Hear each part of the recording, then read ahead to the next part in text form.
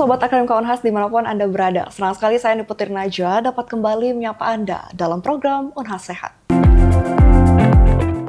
Data mengungkapkan bahwa hingga 2020, sekitar 3,7 juta orang menderita kebutaan yang disebabkan berbagai kondisi medis. Dari angka tersebut, Persatuan Dokter Spesialis Mata Indonesia atau Perdami memperkirakan bahwa sekitar 270.000 orang menderita kebutaan akibat kerusakan kornea. Bagi mereka yang mengalami kebutaan akibat kerusakan kornea, masih ada harapan dengan prosedur transplantasi kornea. Tepat pada kemarin, Hari Mata Sedunia, kita akan membahas lebih dalam. Tentunya saat ini saya sudah tidak sendiri, sudah bergabung bersama kami dokter cantik, Dr. Hasna Eka SPMK MKes. Selamat pagi, Dok. Pagi Najwa. Bagaimana kabar hari ini? Alhamdulillah baik sekali. Oke, luar biasa. Baik Sobat Akademika Unhas, Dr. Hasna Eka merupakan konsultan pada bidang kornea dan infeksi imunologi dan juga merupakan anggota dari Persatuan Dokter Spesialis Mata Indonesia atau Perdami dan pernah juga menjabat sebagai Sekretaris Perdami Sulawesi Selatan. Oke dok, sebelum kita membahas lebih dalam sendiri tentang kornea, sebenarnya kenapa sih kita tuh penting banget untuk menjaga kesehatan mata? Ya, terima kasih. Saya sebelumnya ingin mengucapkan terlebih dahulu terima kasih ya sudah diundang di acara Unhas TV. Saya rasa ajang ini sangat bagus sekali bagi kami dokter mata untuk bisa share ya, informasi yang mungkin akan sangat bermanfaat pada masyarakat. Terkait dengan pertanyaannya Najwa bahwa kenapa mata ini menjadi sangat penting. Ya, kita tahu bahwa mata merupakan satu indera di antara indera-indera lain di badan kita yang sangat penting. Informasi 80% akan kita dapatkan dari mata. Ya, mungkin ada indera yang lain seperti telinga ataupun perasa, tapi saya rasa kita semua sudah sangat mengerti bahwa dengan mata kita langsung bisa mengerti apa informasi yang akan kita dapatkan. Kita mungkin bisa berada pada posisi anak-anak lah ya, artinya anak-anak yang baru lahir untuk mendapatkan informasi, belajar, mengerti, bahkan berbicara itu akan dia dapatkan dari mata. Sehingga mata merupakan salah satu organ penting di tubuh kita yang sangat penting untuk bisa kita berkembang dan bisa pintar ya, terutama bisa mengerti untuk menjalani aktivitas sehari-hari. Bagi kita yang sudah dewasa, mata sudah menjadi faktor utama. Di masa gadget seperti ini, mata merupakan kayak modal bagi kita untuk bisa bekerja. Di depan laptop, bahkan mata dipaksa, itu merupakan suatu tanda bahwa begitu bergantungnya kita pada mata. Sehingga kesehatan mata bukan hanya menjadi suatu bagian yang disepelekan. Nggak boleh, karena kalau misalnya matanya tidak nyaman, itu akan langsung terasa dan kita otomatis mungkin akan berhenti beberapa saat untuk bekerja. Jadi saya rasa kesehatan mata menjadi sangat penting sekali. Ya. Kalau bicara seputar mata pasti yang penyakit yang orang awam tahu pasti kebutaan tuh, dok. Oh, okay. Nah, ya. Bagaimana tuh kebutaan mempengaruhi kehidupan manusia mungkin secara sosial atau psikologi sendiri, dok? Jadi mungkin saya ingin memperjelas bahwa kata kebutaan itu definisinya sebenarnya bukan berarti kita sama sekali tidak bisa melihat. Ya, artinya pada saat turun penglihatan, ada suatu penurunan ketajaman penglihatan, kita pun sudah dikatakan ada kebutaan. Tetapi dikatakan buta yang sangat berbahaya adalah di saat kita di 3/60, itu artinya hanya 3 meter kita lihat. Nah, kebutaan ini banyak etiologinya, banyak penyebabnya.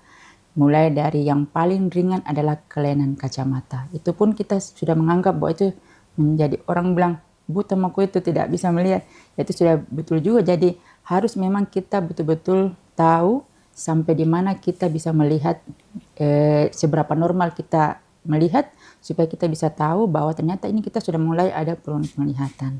Jadi mulai dari kelainan refraksi, kemudian kelainan kornea, kemudian masuk lagi ke dalam ke kelainan lensa. Jadi kita tidak melihat oleh karena adanya gangguan masuknya cahaya untuk sampai ke dalam retina.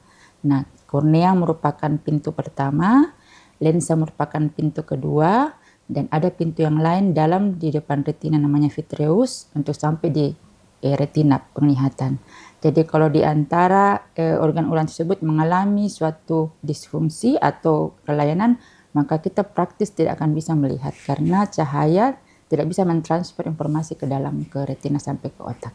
Oke, bahaya sekali. Nah, terus kalau misalnya seseorang sudah mengalami kebutaan, Yes. bagaimana tuh dok solusi untuk mengatasi kebutaan sendiri, dok? Jadi ada suatu kebutaan yang reversible, artinya di pintu-pintu itu aja yang bermasalah. Artinya kalau pintu itu diperbaiki, retina langsung mendapatkan cahaya. Ada juga kebutaan yang irreversible, artinya kebutaan tidak dapat diperbaiki, artinya sulit untuk diperbaiki adalah kebutaan-kebutaan yang menyerang saraf, yaitu retina dan saraf sampai ke otak. Jadi untuk mencegah hal tersebut, ya kita harus mengetahui sedini mungkin penyakit-penyakit yang mengganggu di penglihatan kita. Contoh misalnya paling utama adalah kacamata. Jadi kalau misalnya kita sudah mempunyai gangguan tidak bisa melihat detail di mana yang teman tak bisa lihat, berarti cahaya itu tidak sampai di depan saraf mata. Ya, hanya tinggal lensa di depan mata kita yang membelokkan cahaya itu ke retina. Simple. Jadi tinggal kita memeriksakan diri saja. Ya, kemudian untuk orang tua sudah pasti ada penyakit katarak, itu sedini mungkin harus kita periksa juga. Ya, untuk bisa tahu oh ini sudah ada katarak, berarti secepat mungkin kita angkat kataraknya. Dan yang paling sangat kami dokter mata menitik beratkan bahwa orang dengan kelainan diabetes, hipertensi ataupun kelainan yang mengganggu ke saraf mata itu harus diketahui sedini mungkin supaya tidak mencapai komplikasi yang tidak bisa diperbaiki lagi. Ya, jadi saya rasa pencegahan merupakan satu hal yang paling penting, penyakit apapun deh. Jadi kita namanya harus check up rutin. Misalnya kita ada suatu perusahaan, memang harus check up rutin mulai dari mata, laboratorium semuanya. Jadi itu harus kita ikuti supaya ternyata saya tidak bisa membaca ini, berarti harus pakai kacamata baca. Saya tidak bisa lihat yang jauh, berarti harus pakai kacamata. Atau mungkin ada penyakit-penyakit di dalam bola mata yang harus kita tahu, ya sudah harus berobat. Lebih cepat ditangani lebih bagus dok ya, lebih baik mencegah daripada mengobati. Iya, karena itu tadi ada penyakit-penyakit yang tidak bisa kita kembali lagi ke struktur normalnya. Ya, kebetulan kalau katarak masih bisa kita perbaiki dengan implantasi lensa yang baru. Kornea mungkin kita bisa transplantasi, tapi kalau untuk kelainan saraf itu agak sulit. Ya, jadi jangan sampai kita berada pada fase komplikasi baru mau berobat. Gitu. Nah, tadi sempat dimention transplantasi kornea. Yes. Nah, kenapa tuh transplantasi kornea dianggap sebagai solusi sendiri, dok? Okay. Prinsipnya bahwa cahaya itu harus masuk ke dalam bola mata kita untuk sampai di retina. Kalau misalnya di korneanya itu mengalami kekeruhan, kalau kita lihat matanya Najwa ini kan cantik sekali nih, bening. Saya tahu bening karena saya melihat refleksi hitam. Ya, hitam itu adalah refleksi irisnya kita orang Indonesia yang berwarna agak lebih gelap. Ya, sehingga saya tahu tidak ada bagian matanya Najwa yang mengalami kekeruhan karena saya lihat betul bulatnya hitam. Kemudian lensanya juga tidak ada gambaran putih-putih. Kalau kita melihat lebih dekat ya tidak ada. Jadi untuk kornea, untuk lensa saat ini manusia sudah mampu membuat lensa artifisial, ya, lensa yang bisa buatan. Tapi untuk kornea ini masih dalam penelitian bahwa mungkin kedepannya akan ada artificial kornea seperti artificial lens, tapi sampai saat ini belum ada. Jadi yang bisa kita andalkan untuk kerusakan pada kornea, misalnya ada putih, pernah infeksi, pernah trauma, yaitu kornea yang hidup. Nah, kornea hidup inilah yang kalau kita masukkan ke kita, namanya transplantasi kornea. Kalau misalnya lensa namanya implantasi. Jadi kalau kornea untuk transplantasi masih kita membutuhkan jaringan hidup. Diambil dari mana? Ya, dari saudara-saudara kita yang merelakan korneanya untuk dipindahkan ke orang yang membutuhkan pada saat dia meninggal. Jadi meninggal baru kita bisa ambil korneanya. Ya, pada saat dia hidup tidak etis. Jadi tidak ada cerita bilang saya mau ambil mataku untuk misalnya tidak boleh. Ya, jadi memang harus sudah meninggal. Kalaupun itu ada, itu kondisi di mana mata itu memang harus dikeluarkan karena penyakit yang lain. Ya, misalnya dikerusakan di retina sampai harus diambil eyeballnya dan kornea masih bagus, itu bisa kita pindahkan. Tapi untuk transplantasi harus dari pendonor yang mencatatkan dirinya ataupun insiden, kemudian dipindahkan ke orang yang membutuhkan. Nah, kalau dari jenis-jenis kebutaannya sendiri, apakah segala jenis kebutaan itu bisa diatasi dengan transplantasi kornea atau mungkin ada batasannya sendiri, dok? harus dengan di kornea aja. Ya, jadi kalau misalnya kaliannya di lensa, ya operasi katarak dengan lensa tanam, toh. Tapi kalau untuk transplantasi betul-betul kelainan di kornea. Apa bentuknya? Harus kelihatan putih. Ya, kelihatan putih berarti cahaya tidak nembus, terlempar keluar. Jadi semua kelainan-kelainan kornea yang terlihat korneanya sudah hazy ataupun kekeruhan kornea. Dan di saat sudah menjadi sikatris atau menjadi jaringan yang parut, itu kita ambil. Ya, disesuaikan ukurannya dengan ukuran kita pindahkan, disesuaikan lapisannya, lapisan mana yang akan kita ambil, itu dimasukkan, ditransplantasikan ke korneanya. Kemudian kita rawat sampai bisa terjadi pemulihan yang baik. Nah, terus apa mungkin pasti ada resikonya dong, Dok? Apa tuh resiko dan komplikasi mungkin bisa terjadi, Dok, akibat transplantasi kornea sendiri? Jadi mungkin saya jelaskan dulu sedikit tentang transplantasi ya. Jadi transplantasi memindahkan ke kornea. Untuk dulu karena kita punya teknologi belum terlalu bagus, jadi seluruh lapisan kornea itu dipindahkan ke seluruh lapisan korneanya resipien yang diambil. Tentunya semakin banyak organnya orang lain masuk ke kita, semakin tinggi tingkat rejeksinya, risiko penolakannya. Sehingga berkembanglah teknologi transplantasi kornea ini mengganti ke lapisan yang mana saja yang rusak, itu saja yang diganti. Contoh, lapisan yang paling atas, berarti kita hanya mengambil donor yang atasnya aja. Atau sebaliknya, yang di bawah, maka yang di bawahnya aja. Supaya minimal risiko rejeksi yang terjadi. Nah, komplikasi yang bisa terjadi pada saat melakukan transplantasi kornea banyak sekali. Jadi sebenarnya transplantasi kornea ini bukan suatu cerita sinetron yang masuk, kemudian buka sorban, langsung melihat, tidak seperti itu. Tapi untuk transplantasi organ kornea ada privilege-nya, ada kekhususannya. Karena kornea itu tidak ada vaskularisasi. Sehingga pada saat kita memasukkan transplantasi ke kornea itu agak sulit terdeteksi oleh kita sebagai host. Beda dengan jantung ataupun ginjal ataupun hepar. Itu harus dilakukan tes kecocokan, kayak tes HLA-nya dan segala macam supaya tidak terjadi rejeksi. Kornea agak berbeda. Untuk tes itu agak sulit kita lakukan karena kornea ini tidak ada vaskularisasi ke situ, ya, sehingga tidak ada tingkat kecocokan yang akan kita lakukan untuk orang yang bisa memindahkan ke saya. Jadi seperti kayak beli kucing dalam karung. Ya. Bismillah, mudah-mudahan ini berhasil. Iya begitu ya. Jadi kita masukkan. Tetapi dari tingkat rejeksi di seluruh organ tubuh kita, kornea yang paling terbaik. Ya, jadi itulah kenapa transplantasi kornea menjadi sangat banyak dilakukan dan cukup bagus hasilnya karena tidak ada pembuluh darah ke kornea yang bisa mendeteksi itu. Jadi semakin sedikit yang dimasukkan semakin tidak terdeteksi. Semakin kecil juga lingkarannya semakin tidak terdeteksi juga. Seperti itu. Kemudian komplikasi yang paling kita berbahaya itu tetap ada komplikasi rejeksi.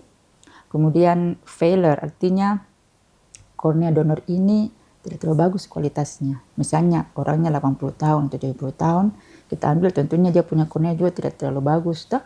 Jadi pada saat dia masuk ke yang membutuhkan itu tidak bisa dia langsung sehat.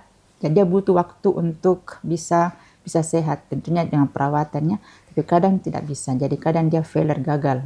Jadi putih kembali matanya. Ya, kalau yang rejeksi begitu juga, putih juga kembali matanya. Jadi kemudian juga penyakit-penyakit awal, misalnya infeksi atau non infeksi. Biasanya yang berhasil itu kalau yang bukan punya infeksi, misalnya ada pernah trauma, ada goresan di situ, itu bagus hasilnya. Tapi kalau penyakit-penyakit yang infeksi kornea, ulkus kornea itu biasanya lambat ke pemulihannya. Seperti itu. Jadi banyak komplikasinya.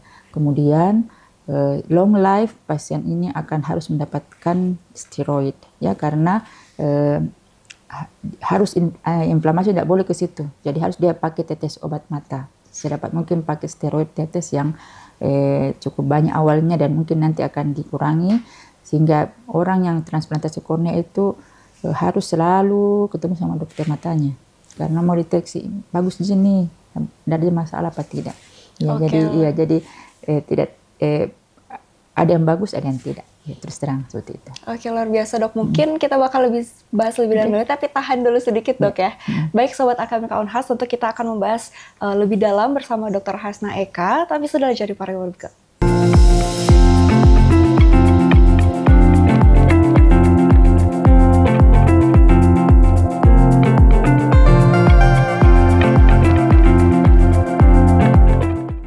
Baik Sobat Akademika Unhas, masih bersama saya Andi Putri Najwa, masih bersama Dr. Hasna Eka.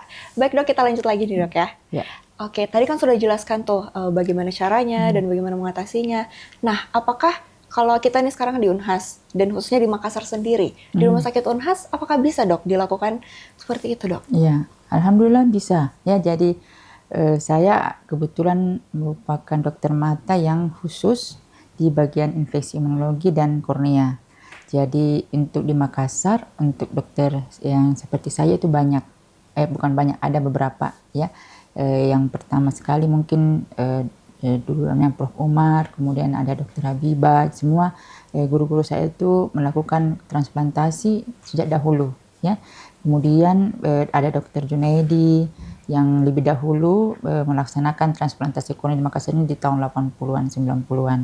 Kemudian baru-baru ini saya juga ikut untuk berada di divisi yang untuk transplantasi, dan yang terakhir ada namanya Dr. Sultan dan Dr. Irfan yang sudah selesai sekolah dan mendalami tentang transplantasi ini.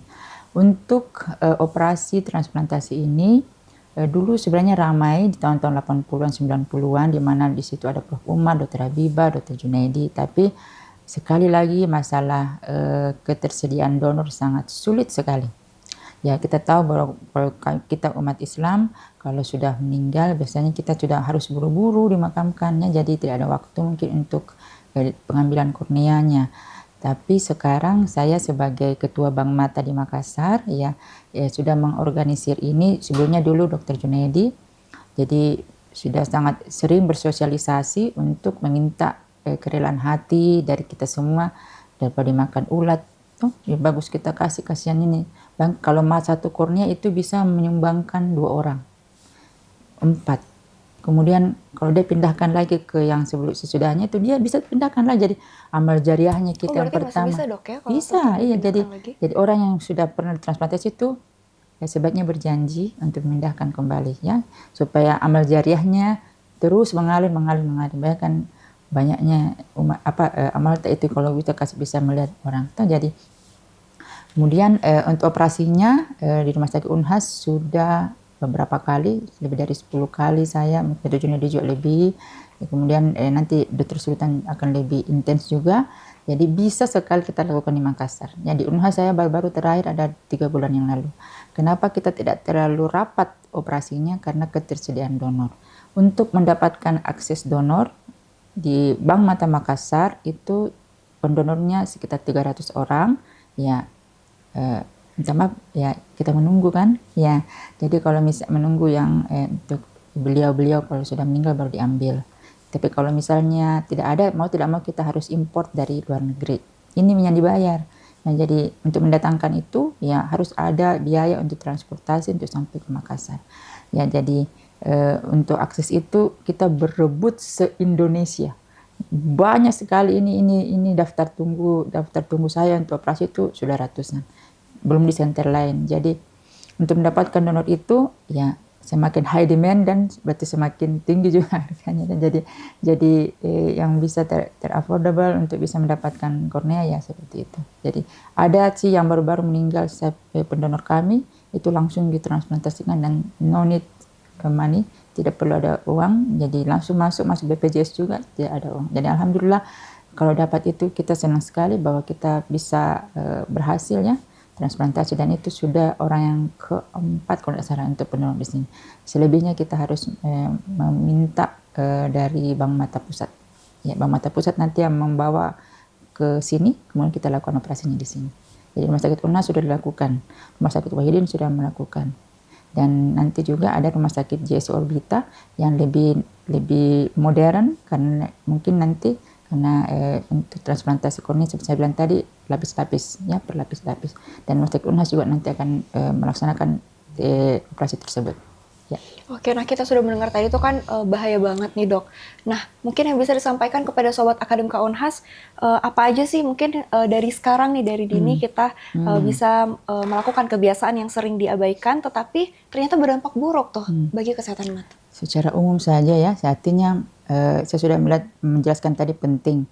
Jadi pertama mata jangan dibuat lelah. Badan mungkin sehat tapi mata lelah. Contoh kita scroll terus ini handphone toh itu berlinang-linang air mata, kita masih tetap juga lakukan. Kemudian computer vision syndrome itu memang suatu penyakit.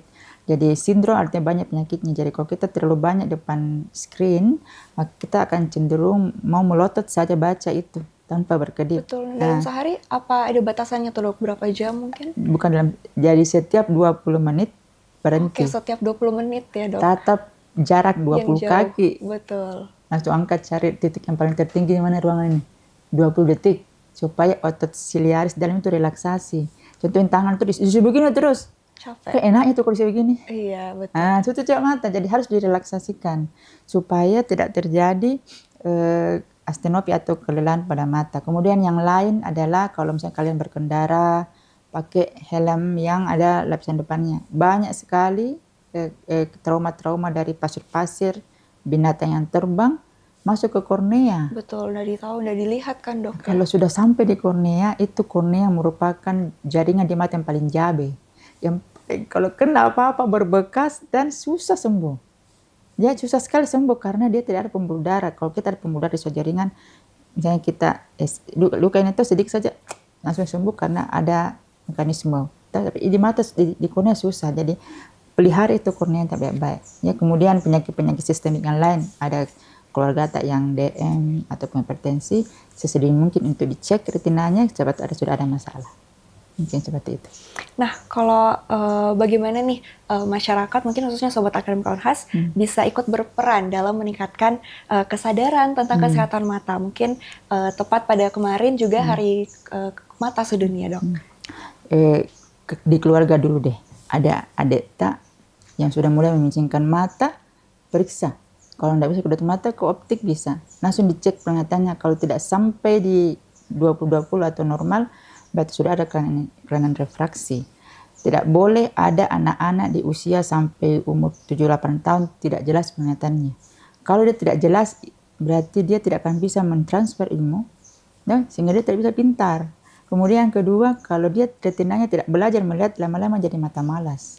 Jadi nanti besar baru mau kacamata tidak bisa normal. Betul, sayang sekali dok ya. Kemudian yang kita sebagai masyarakat awam ya, penyambung lidah lah ya, misalnya kita sudah menjelaskan begini, kita kasih tahu, oh nanti kalau gadget 20-20 atau film pakai ini, jadi dari kita sendiri dan disebarkan sama orang bahwa mata itu penting.